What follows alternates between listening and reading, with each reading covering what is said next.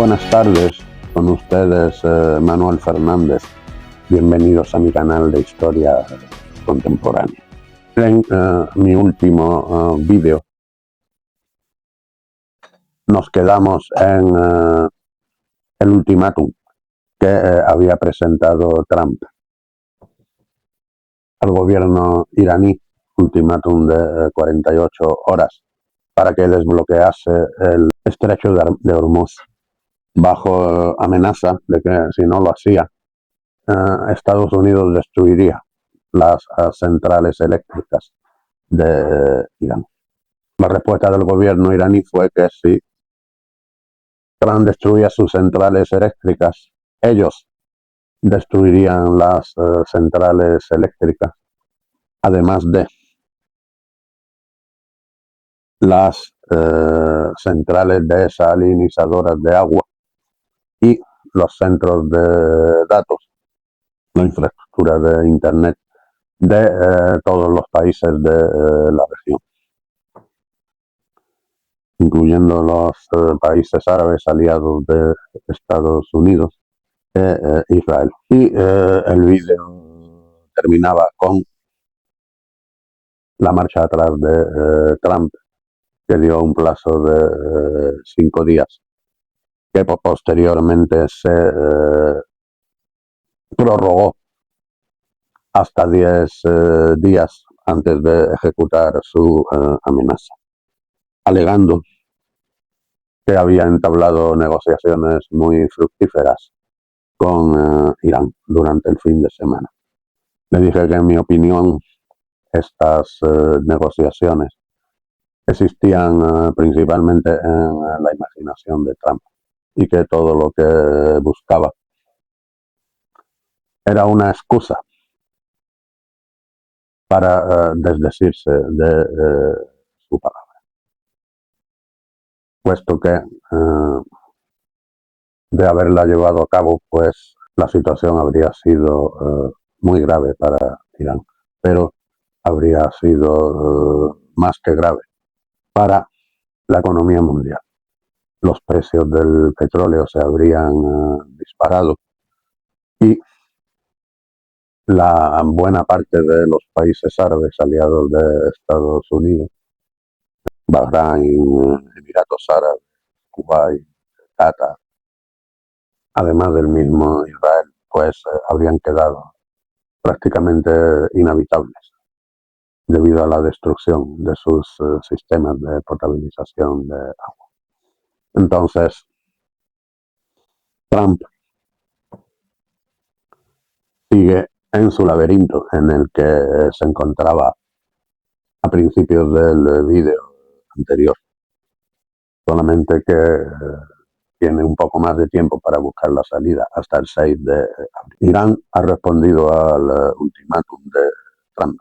Trump ha presentado, no por medio de unas inexistentes negociaciones, sino por medio de terceros países, como parece ser el caso de Pakistán, unas condiciones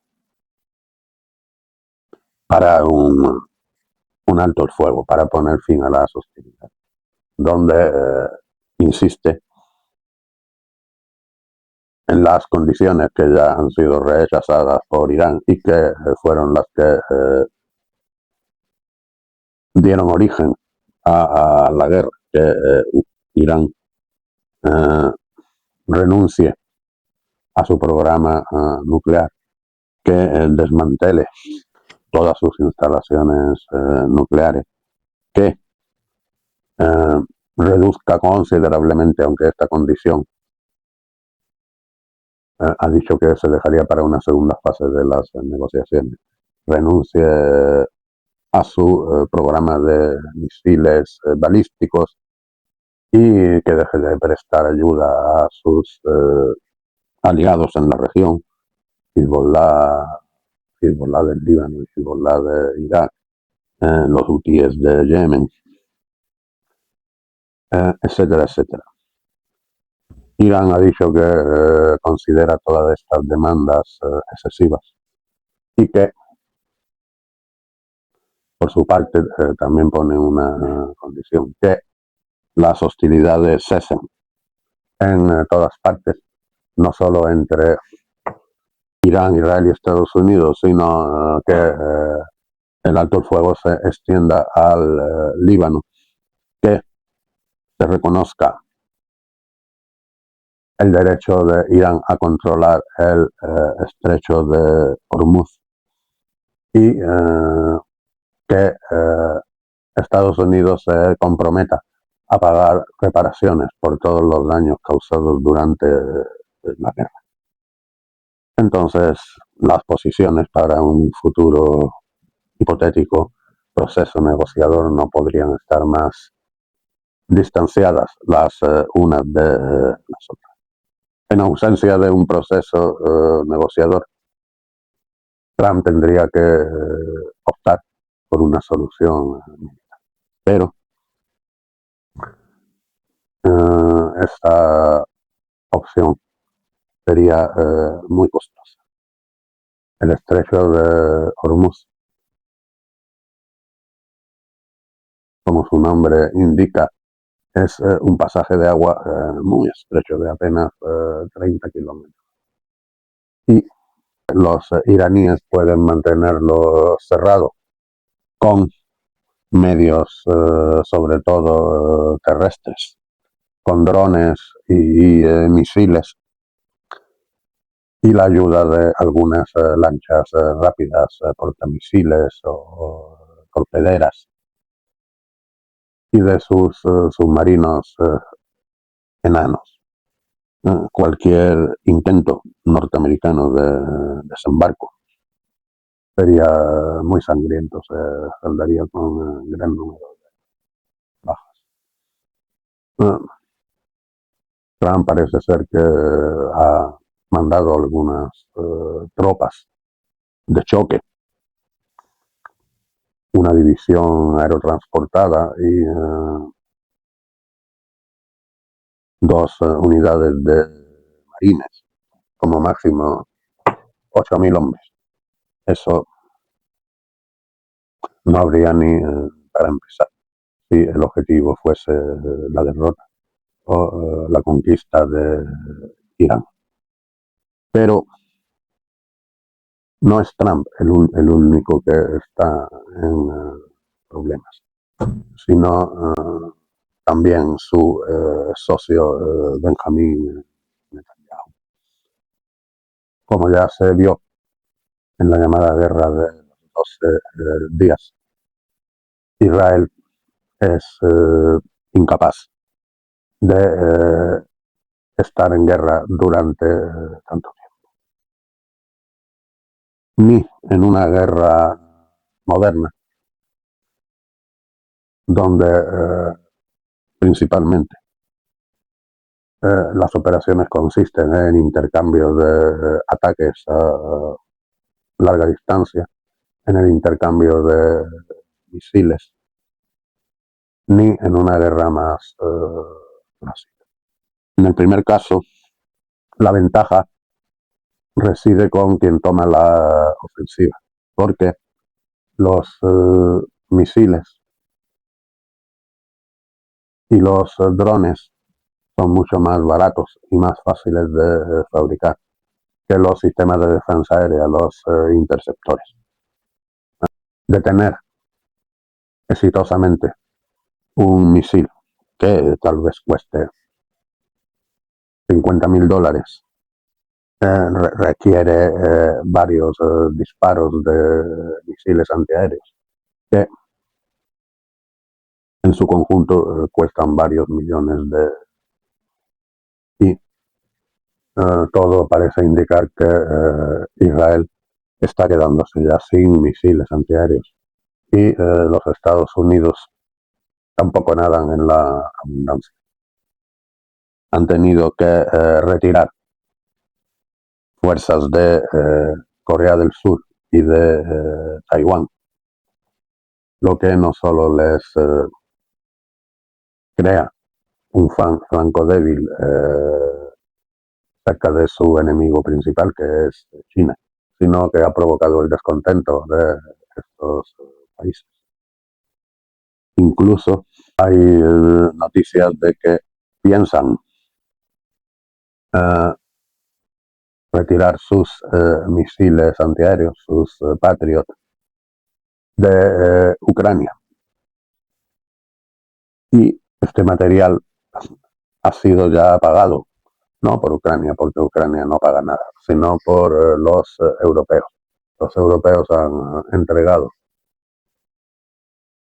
el dinero a los Estados Unidos, pero Estados Unidos pues parece que está pensando en enviarlo a Irán, porque la intensidad de la guerra que están librando allí está consumiendo cantidades ingentes de material.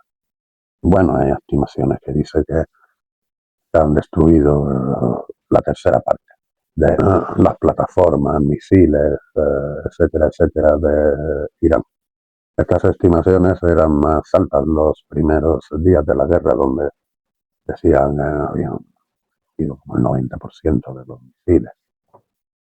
En realidad es imposible de verificar esto, porque los iraníes, que llevan años y años preparándose para esta guerra, pues han enterrado a gran profundidad sus drones, sus misiles, las fábricas que los reponen.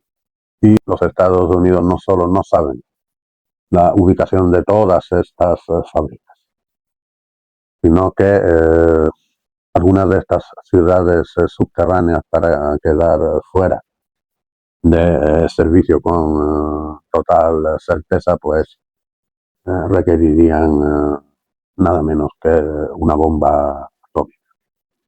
Entonces, estos días la prensa israelí por primera vez empieza a publicar artículos que revelan crecientes disensiones dentro de... Por ejemplo, han sido los israelíes los primeros que han hablado de una tregua de 30 días.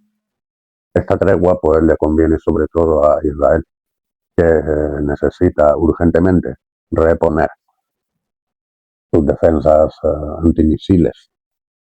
Pero en la mentalidad de los israelíes, esta tregua se referiría a la guerra con Irán. Lo que ellos quieren en realidad es disponer de este tiempo para enfrentarse a Hezbollah en el Líbano y concentrar todos sus activos allí, principalmente la aviación. Entonces,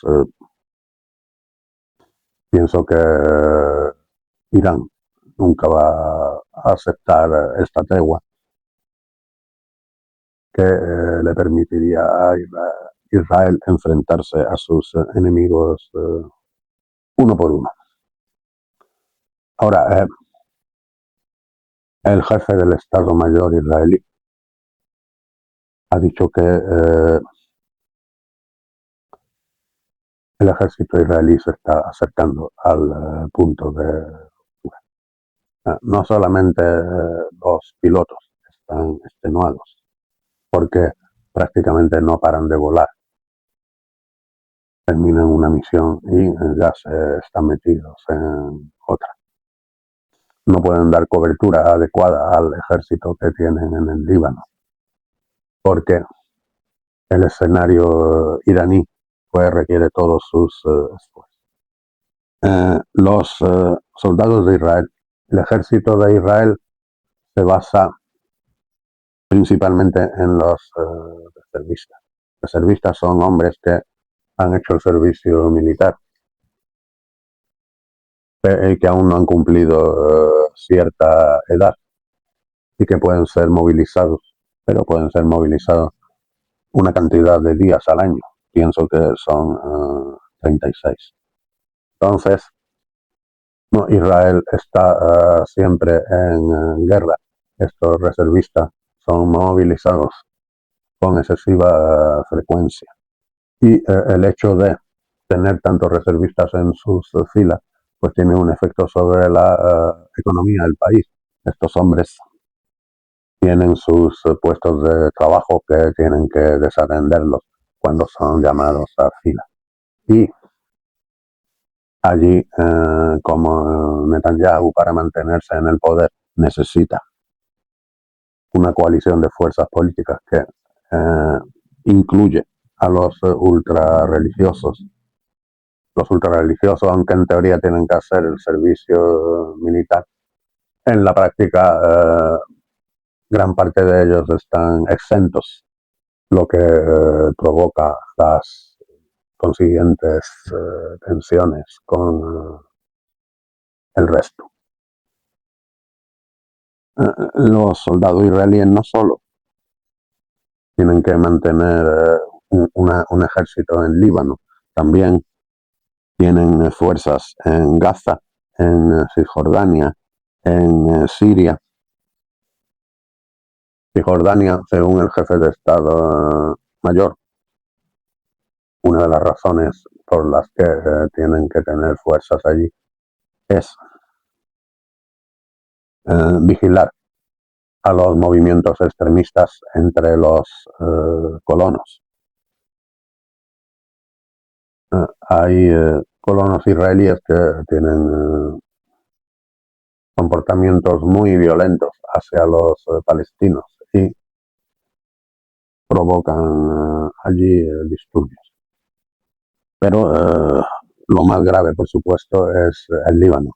Hezbollah había sufrido duros golpes por parte de los israelíes que consiguieron matar a su líder, Hassan Nasrallah, y debilitar mucho la estructura de Hezbollah mediante sus asesinatos selectivos. Bueno, pues Hezbollah durante un tiempo no ha dado grandes señas de actividad, pero ahora ha mostrado que ha repuesto su arsenal de cohetes y que es capaz de realizar ataques conjuntos con Irán sobre territorio israelí, que hace que los israelíes tengan que correr todas las noches a los refugios y que tiene estos ataques un efecto severo sobre la moral y sobre la economía. Varios políticos de la oposición culpan de todo esto a Netanyahu. Dicen que transmitió al país la falsa impresión de que Hezbollah estaba prácticamente destruido y que había dejado de ser un peligro grave. También Netanyahu ha dicho que el jefe del Mossad, que se llama David Barnea, de origen argentino, le había dicho que sería posible provocar un levantamiento de la población iraní contra sus dirigentes. Esta promesa resultó ser falsa, pero la prensa israelí, por ejemplo el Jerusalem Post, defiende a Barnea a capa y espada. Dice que Netanyahu, Trump y los militares lo único que quieren es culpar a la Mossad y a su director por su fracaso. Entonces, no debemos olvidar que tanto Netanyahu como Trump tienen que enfrentarse a procesos electorales en el mes de... y que Netanyahu en concreto está acusado por la justicia israelí de casos de corrupción muy serios. Y y hasta ahora se ha librado de la cárcel, porque Israel ha vivido un estado de emergencia, ha estado siempre en guerra con alguien, con los gazatíes, con los iraníes, con Hezbollah, y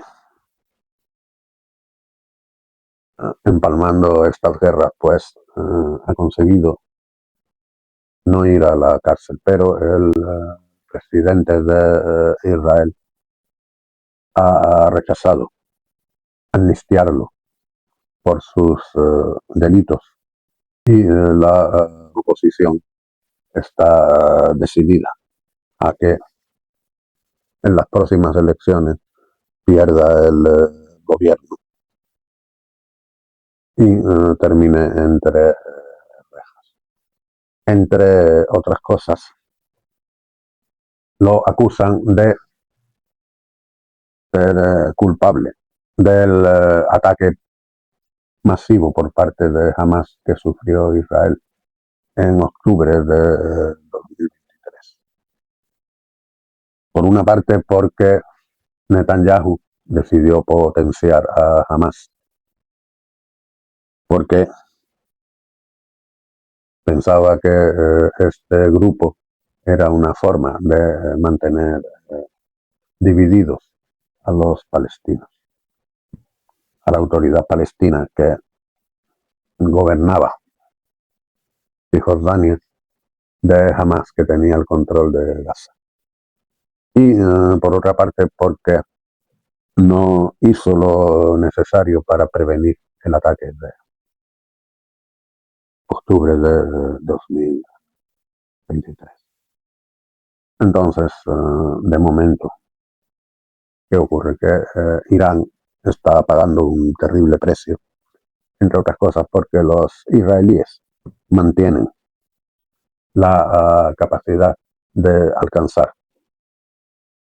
a sus líderes, de momento, a las cabezas visibles del país, porque Mojtaba Hamenei no se sabe dónde está, se dice que está hospitalizado en Rusia.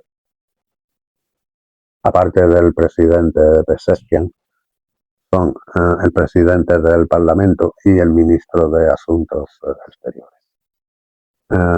Trump ha dicho que tanto el presidente del Parlamento como Abbas Araghchi, el ministro de Exteriores, han sido excluidos provisionalmente de la lista negra de personas a las que la CIA y el Mossad buscan activamente para eliminar, porque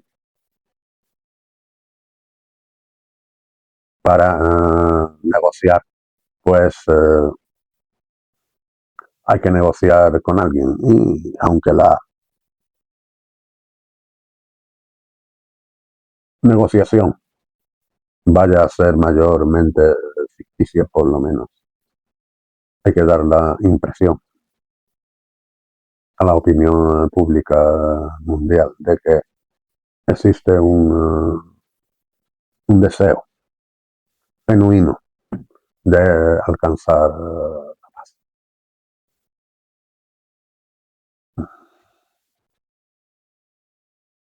En fin, yo, aunque me gustaría, pues estoy muy lejos de tener una bola de cristal.